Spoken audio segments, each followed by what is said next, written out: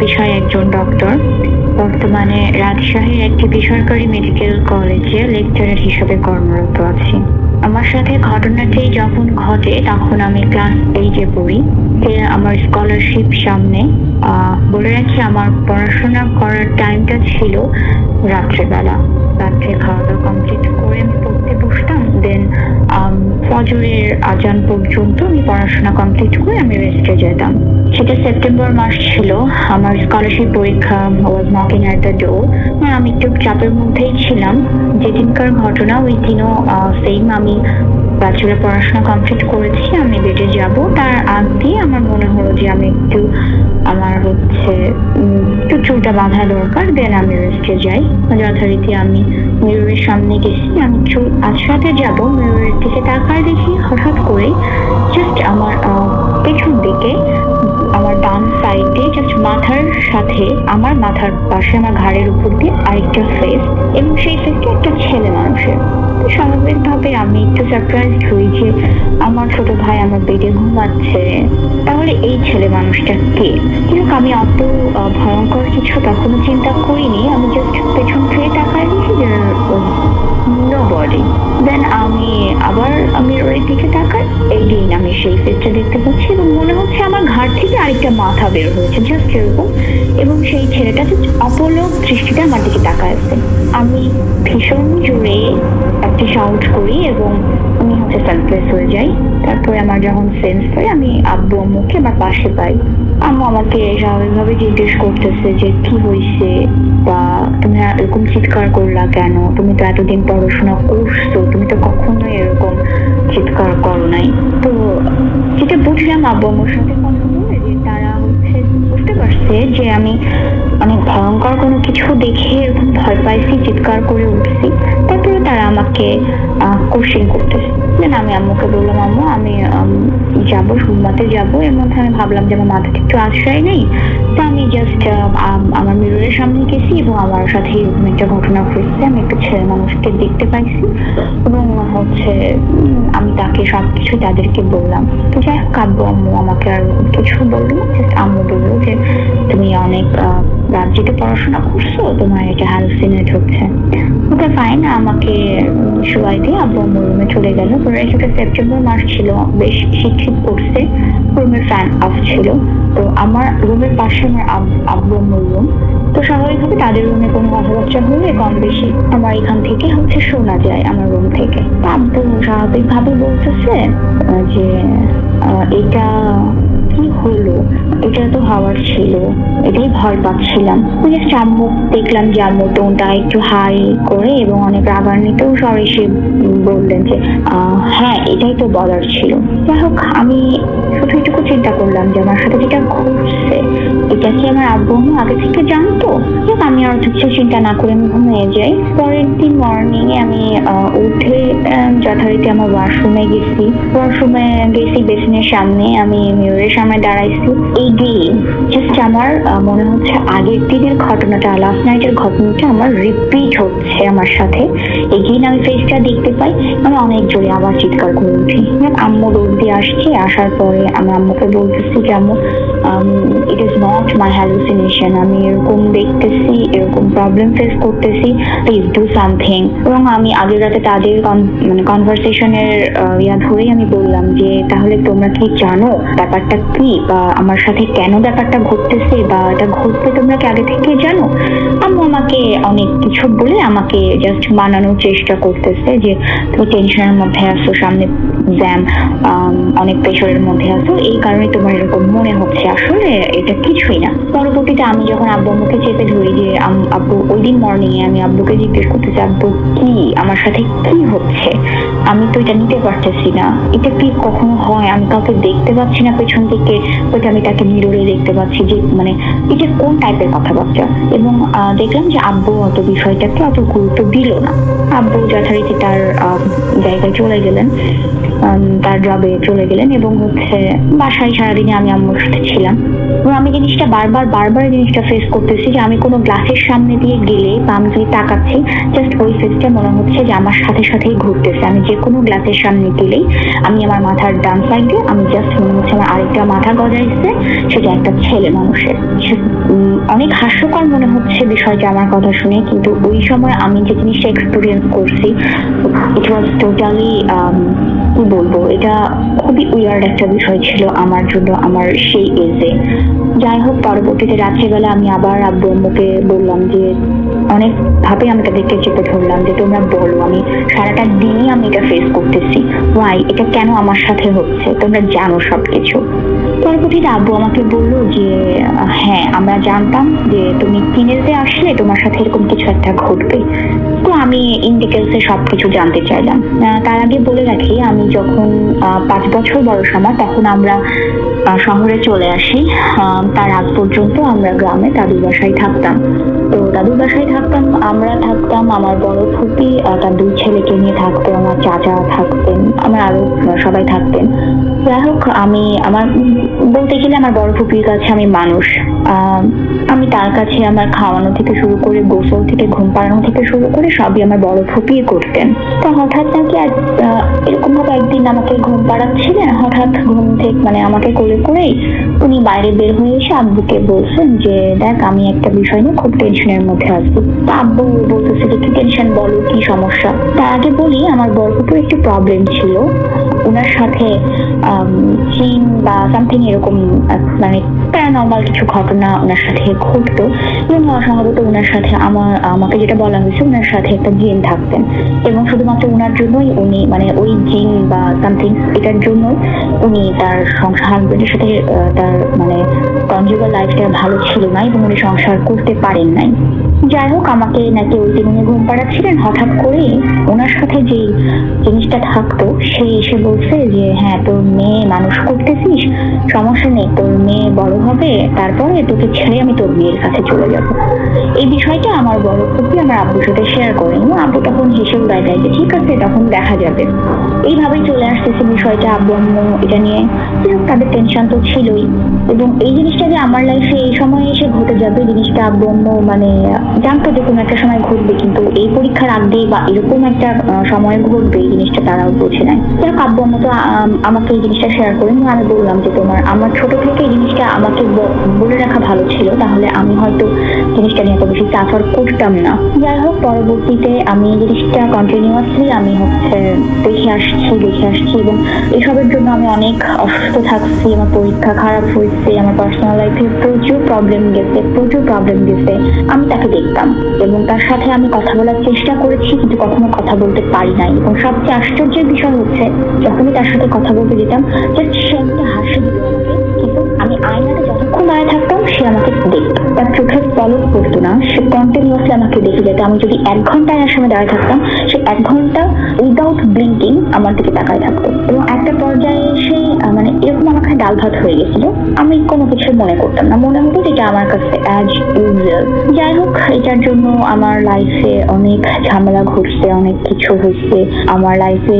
অনেকগুলো রিলেশন মানে আমি রিলেশন করতে গিয়েছি, কিন্তু সেটা হয় নাই। অনেকবারই ট্রাই করেছি, কিন্তু কখনোই সেটা পসিবল হয় নাই। লাস্ট অফ অল এসে আব্বু বললো যে তাহলে তোমাকে একটা লাইফে আমি সেটেল করে দিই, মানে বিয়ে দেওয়ার চিন্তা ভাবনা করতেছে। হঠাৎ করে যাই হোক আমার হাজবেন্ডের সাথে পরিচয় হলো। আমি তাকে সবকিছুই বললাম যে আমার সাথে এরকম ঝামেলা আছে, তো সেটাকে কি করবো।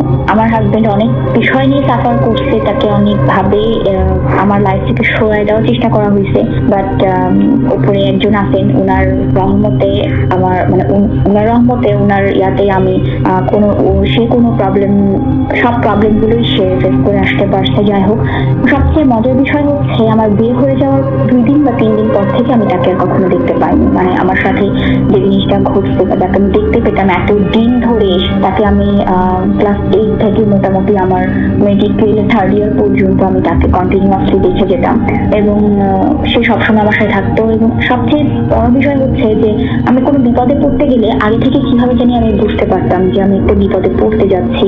তো যাই হোক, এটা নিয়ে আমার আর কোনো প্রবলেম ছিল না আমার বিয়ের পরে। হঠাৎ করে আমি যখন মেডিকেলের 5th ইয়ারে পড়ি, আমাদের একটা ফ্রেন্ড সার্কেলের একটা পার্টি টাইপের ছিল, ছিল। ওটা সম্ভবত ছিল আমাদের ব্যাচের বার্থডে টাইপস। ওই দিন স্বাভাবিকভাবে কেক টেক খেয়েছে, মানে যেটা ফ্রেন্ডের মধ্যে হয় সবকিছু করে। তা আমি সবাইকে বললাম যে তোরা আমাকে এভাবে কেক মাখাইছিস, আমি জাস্ট হোস্টেল থেকে ঘুরে আসি, ফ্রেশ হয়ে আসি। হোস্টেলে ওই সময় আমাদের ফ্লোরে আমাদের ব্যাচের কেউই ছিল না, আমি একা একা আসছি। দেন আমি ফ্রেশ হবো, আমি জাস্ট ফ্রেশ হয়ে জাস্ট চেঞ্জ করে আমি আমার রুমে গেছি এবং আমি ডোরের সামনে দাঁড়াই, আবার আমি সেই ফ্রেশ। এবং এতগুলো বছর পরে, প্রায় 2-2.5 বছর পরে আমি তাকে আবার দেখতেছি। এবং ওই দিন জাস্ট আমি একটু আমার ভয় লেগে উঠছিল যে আমি কেন আবার এতদিন পরে দেখতেছি, তাহলে কি আমার লাইফে আবার কোনো প্রবলেম অ্যারাইজ করবো না, আমি আবার কোনো প্রবলেম ফেস করতে যাচ্ছি।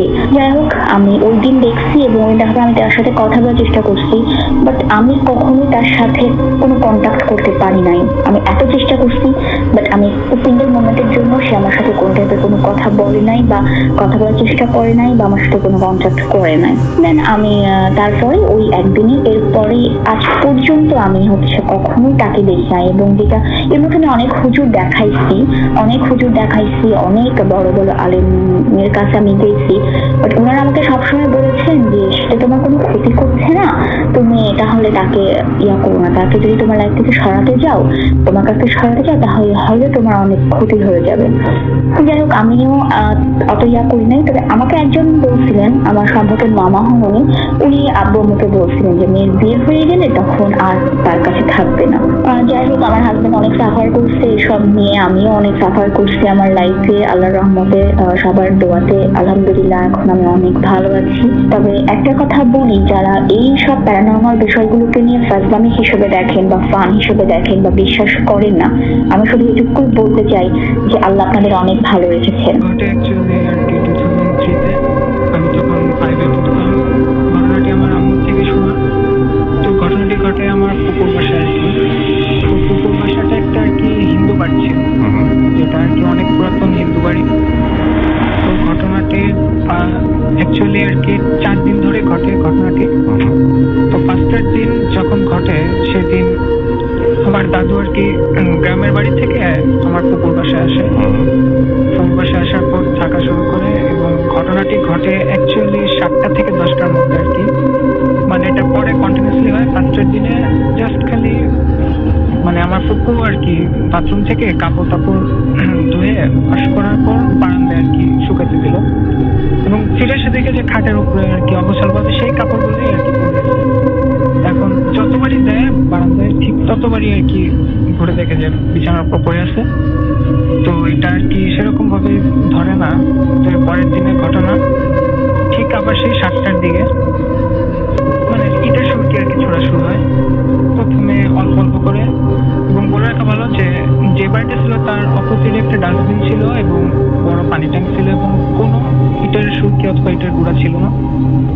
তো এটা কোত্থেকে আসতো এটা কেউ মাথা ঘামায়নি, তখন মনে করতো আর কি রাস্তার ছেলে ওরা আর কি ইটের গুঁড়া ছড়তো। তো এটা বাদ দিয়ে দিল। দেন 3rd ডেতে মানে বৃষ্টির মতো আর কি ইটের গুঁড়া আসা শুরু করলো, ছোট বড় মাঝারি সব রকমের। তো এতে ফুপু আর কি সেরকম ভাবে ঘাবড়ে যায় এবং ফুপাতে বলে যে দেখো তো এটা কি হচ্ছে, প্রত্যেক দিন এই টাইম হলে 7টা থেকে 10টার মধ্যে ইটের গুঁড়া আসা শুরু হয়। তো ফুপা বললো যে হ্যাঁ, এটা তো একটা আশ্চর্য ঘটনা। তো ওটা বাদ দিয়ে দেয় এবং সেই সময় আমার কাকি এবং কাকা তার মেয়েকে নিয়ে আমার পুকুর বাসায় বেড়াতে আসে। তো এসে দেখে যে এরকম ইটের গুঁড়া আসা শুরু হয়, এই জন্য আর কি ভয় পেয়ে যায়। ভয় পেয়ে যাওয়ার কারণে মানে আমাদের বাসায় আর কি কাকা কাকি মেয়েকে নিয়ে চলে আসে। দেন 4th ডেটা হলো কি মানে সবাই আর কি ড্রয়িং রুমে, সবাই আমার আত্মীয় স্বজন সবাই বসেছিল এবং ডিসকাস করতেছিল যে এটা আসলে অ্যাকচুয়ালি কি ঘটনাটা হচ্ছে, যে ইটের গুঁড়া আসা শুরু হলো এখান থেকে ওখানে, মানে সব একদম প্যারানর্মাল অ্যাক্টিভিটি হচ্ছে। তো 7টা মানে 7:45টার দিকে কথা বলা মাত্র শেষ হলো, আবার 7টা থেকে আবার ইটের গুঁড়া আসা শুরু। তো সবাই আবার ভয় পেয়ে গেল। ঠিক তখন মানে ড্রয়িং রুমে সবাই একসাথে বসেছিল, ভিতরের রুমে আর কি পুকুর বাসায় ভিতরের ঘরটার মধ্যে আমার মানে ছোট কাজিনটাকে ঘুম পাড়া রাখছিল। ঠিক ওই মোমেন্টেই মানে কাজিনটা দেখে যে আমাদের কাজের বুয়া ওর সামনে শাড়ি পরে নাচতেছে। তো দেখি ও ঘুমে চোখে, এমনি ছোট মানুষ দেখে তো ভয় পাচ্ছে, হঠাৎ করে দেখে নাচছে। তো এক দূরে এসে ও ড্রয়িং রুমে ওর আম্মুকে বলছে যে আম্মু, আমি দেখতেছি যে আমাদের এই কাজের বুয়া নাচতেছে আমার সামনে। তো আম্মু বলছে এটা কিভাবে সম্ভব? ও তো যে সেই সকালে আসে 12টার দিকে, 1টা থেকে 1:30টার মধ্যে কাজ শেষ করে চলে যায়। তো এটা আর কি ওকে বুঝতে হলো। তো এবার সবাই পরামর্শ করে আমার আব্বুকে ডাক দিল। আমার আব্বু অনেক ঠাকুর ছিল, তো তখন আব্বুকে ডাক দিল। আব্বু আসলো ওই দিন, এসে সুরা টুরা পড়লো। তখন আর কি মোটামুটি সব কন্ট্রোল এসে বললো এবং ইটের ছোড়া বন্ধ হয়ে গেল। তখন আব্বু বললো যে আচ্ছা, তা আমি এবার এসে বলছি, এবার তোমার কোনো সমস্যা নেই। ঠিক 10 মিনিট পরেই আবার ইটের বসানো শুরু। এবারে এক্সট্রিম লেভেল, মানে প্রবল একদম বৃষ্টির মতো, কোথা থেকে আসতেছে কেউ জানতেছে না। খুবই মানে একদম ভয়াবহ ঘটনা। তো আব্বু বললো যে আচ্ছা, এটা তো আমার পক্ষে তাহলে সম্ভব না, এটাতে বড় কিছু আছে। তো আমার ফুফা বললো আচ্ছা চলেন আমরা তাহলে নিউ মার্কেটে এয়ারপ্লেন মসজিদের একটা হুজুর আছে আমার পরিচিত, ওনার কাছে যাই। তো আমার ফুফা আব্বু গেল। তো ওই মসজিদের হুজুর একটা জিন পালতো। তো জিনটি আর কি ছোট মেয়ে হিসেবে ওনার সাথে থাকতো।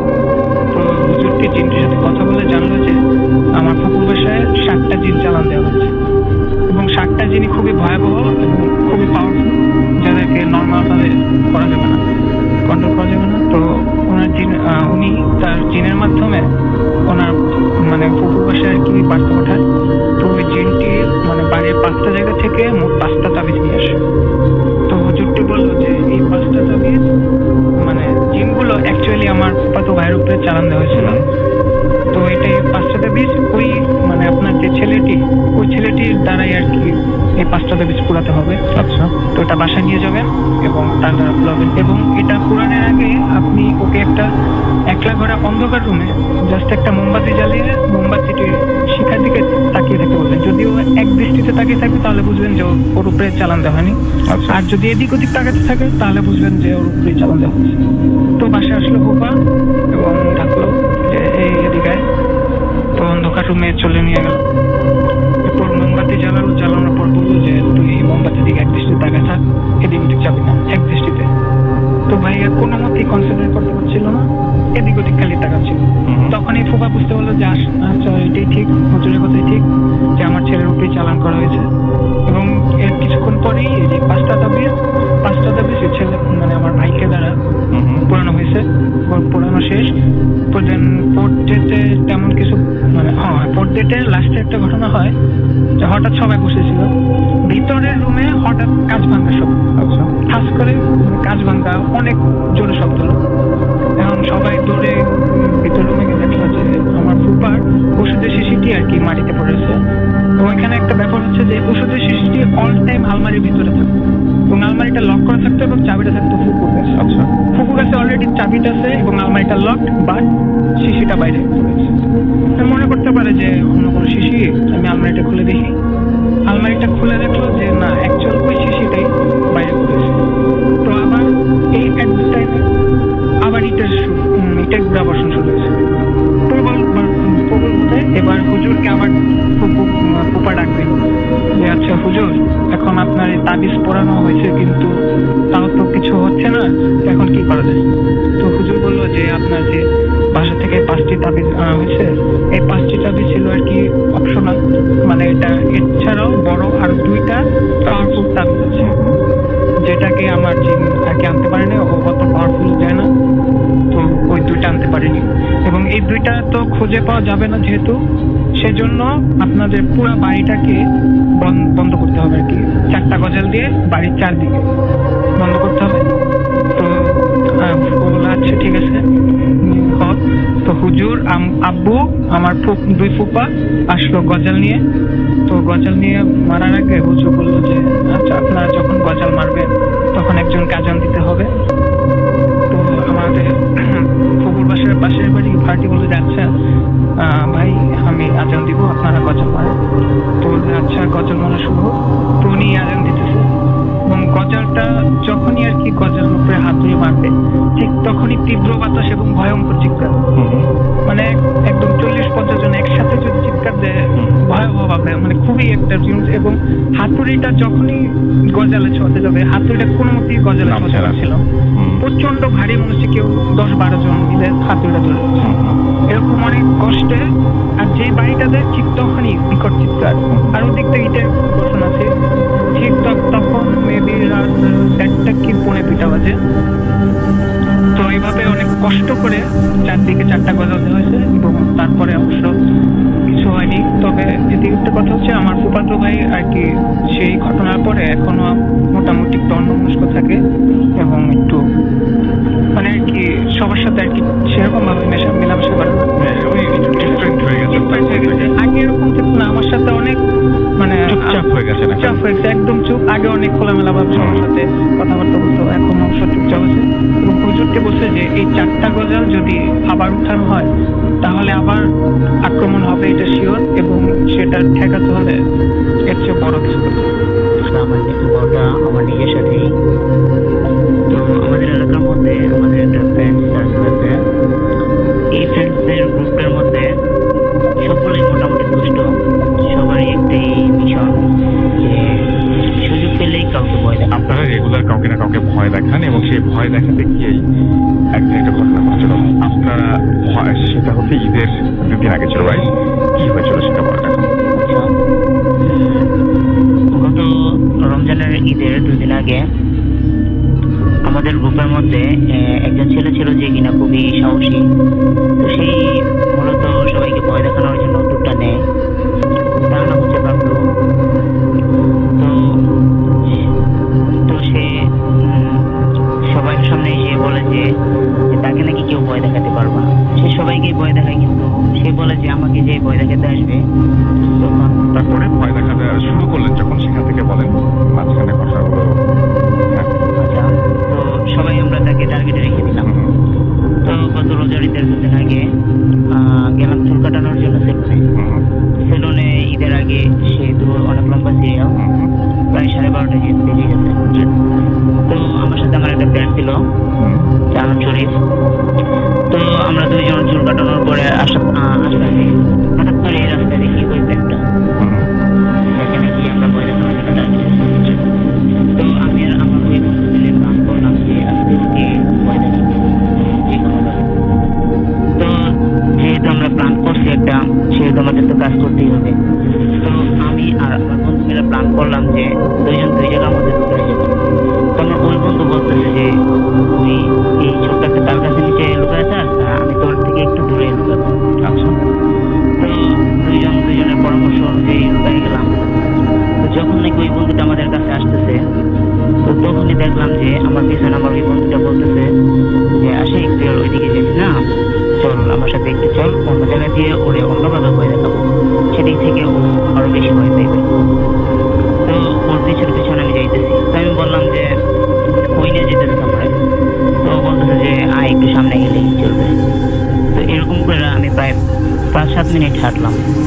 হাঁটার পরে হঠাৎ করে লক্ষ্য করলাম যে ও আমার মানে বাজারের ভেতর দিয়ে ঝোপঝাড় একটা জঙ্গল টাইপ এরকম একটা রাস্তা দিয়ে নিয়ে যেতেছে। তো আমি বললাম কি ব্যাপার, তুই কই নিয়ে যেতেছে তোমার? পরে বলতেছে যে ওই যে দেখ, ওরা দেখা যাইতেছে।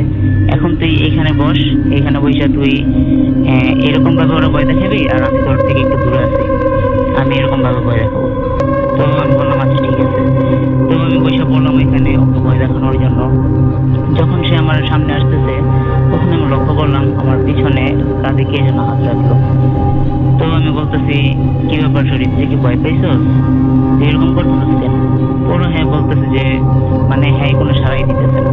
এরকম করে আমি 2-3 বার ওকে বললাম, বলার পরে দেখি যে ওই পাশ থেকে সারা আসতেছে না আমার কাছে। তো সারা আসতেছে না, পরে আমি পিছনের দিকে ফিরে তাকালাম। ফিরে তাকানোর পর যা দেখলাম, মানে সাদা কাপড় পরা, চেহারাটা অনেক ফ্যাকাশে, তেমন ক্লিয়ারলি বোঝা যেতেছে না, চাঁদের আলো যতটুকু আসে কি ততটুকুই দেখলাম। মানে জিনিসটা দেখার পর অনেক ভয় পেলাম। তো ভয় পাওয়ার পরে আমি ওরা ডাকতেছি তুই আমার কই নিয়ে আসছো, বাট আমার কাছে মনে হইতেছে যে কেউ আমার শব্দ শুনতে পাইতেছে না। তো আমি ভয়ে ছোটাছুটি শুরু করলাম। হঠাৎ করে আমি যেহেতু জঙ্গল টাইপ একটা খুঁটির সাথে হোঁচট খেয়ে পড়ে গেলাম। পড়ে যাওয়ার সাথে সাথে আমি সেন্সলেস হয়ে যাই। পরের দিন সকালে আমি নিজেকে দেখলাম যে আমার বাসায়। তখন দেখি সব ফ্রেন্ডরাই আমার পাশে দাঁড়িয়ে আছে। পরে জিজ্ঞেস করতেছে গতকাল রাতে কই গেলি? পরে আমি ওদেরকে বললাম যে ঘটনাটা বললাম, আর আমার সাথে যে ফ্রেন্ডটা ছিল ওকে একটু ভালো মতো বললাম যে তুই এই কাজটা কেন করলি আমার সাথে, এরকম ভাবে তুই আমাকে কেন ভয় দেখালি। পরে হ্যাঁ বলতেছে যে আসলে ব্যাপারটা তো এই না, আমি দেখতেছি যে তুই একা একা কই যেন চলে যেতেছস আর কি যেন কথা বলতেছিস একা একা নিজে নিজেই। তো নিজে নিজে কথা বলতেছিস, আমি তোর পিছন থেকে অনেক ডাকতেছি কিন্তু তুই কোনো সাড়াই দিতেছিস না। পরে আমি দেখতেছি যে তুই জঙ্গলের মাঝখান দিয়ে চলে যেতেছস। তো চলে যাওয়ার পর আমি ভয় আর ওইদিকে সামনে বাড়ি নেই। আমার কাছে যেই সব ফ্রেন্ডদের ফোন নাম্বার ছিল আমি ওদেরকে ফোন দিছি। ফোন দেওয়ার পরে ওরা যেহেতু রাত্রে তখন 12:30, অনেকে হয়তো ঘুমিয়ে গেছে, তো আসতে একটু লেট হয়েছে। ওরা লাইট নিয়ে আসছে, তো খোঁজাখুঁজি করে তোরা দেখলাম যে তুই জঙ্গলের ভিতর সেন্সেস অবস্থায় ঘুরে আসছিস। পরে তোর বাসায় আনছি। পরের দিন সকালবেলা তোর সেন্স আসলো, দেখলাম তোর অনেকজন পরে কবিরাজ বা ওঝা যা থাকে আর কি তারা এসে আপনার চিকিৎসা করছে। থ্যাংক ইউ ভেরি মাচ আপনার